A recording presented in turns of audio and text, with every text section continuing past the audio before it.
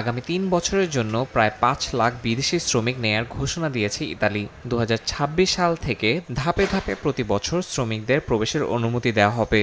বিশেষ করে কৃষি খাতের মৌসুমি কর্মীর চাহিদা মেটাতে কোটা উল্লেখযোগ্যভাবে বাড়ানো হয়েছে।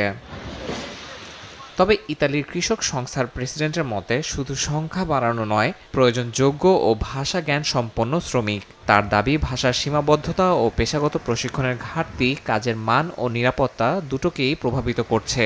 তাই বাংলাদেশ, পাকিস্তান, ভারত ও উত্তর আফ্রিকার শ্রমিকদের ইতালিতে আসার আগে ভাষা শেখা বাধ্যতামূলক করা দরকার বলে মত দেন তিনি। বিদেশি শ্রমিকদের কাছে ইতালিয়ান ভাষা শেখা শুধু কথা বলার জন্য নয়, বরং চুক্তিপত্র, বেতন, কাজের শর্তাবলী এবং আইনগত বিষয়গুলো নিজে বুঝে নেওয়ার জন্য অত্যন্ত জরুরি বলে মনে করছেন দেশটিতে বসবাসরত প্রবাসী বাংলাদেশিরা।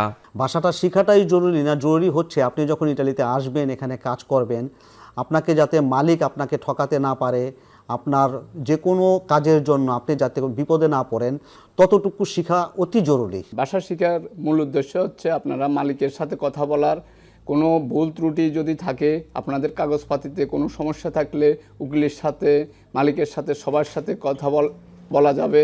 অন্যদিকে শ্রমিকদের দাবি, প্রথমে ন্যায্য মজুরি, মানবিক আবাসন ও শোষণমুক্ত কর্মপরিবেশ নিশ্চিত করা হোক। তাদের মতে মৌলিক অধিকার সুরক্ষিত না হলে কোটার সম্প্রসারণ তেমন ফল দেবে না।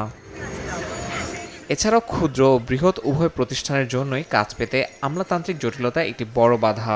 এজন্য ভাউচার বা কাজের কুপন পদ্ধতি পুনরায় চালুর আহ্বান জানিয়েছেন কৃষক সংস্থার প্রেসিডেন্ট। তার মতে এই পদ্ধতি শ্রমবাজারে নমনীয়তা আনবে, আমলাতান্ত্রিক চাপ কমাবে এবং কর বীমা প্রক্রিয়াকে আরও স্বচ্ছ করবে। সময় সংবাদ, ইতালি।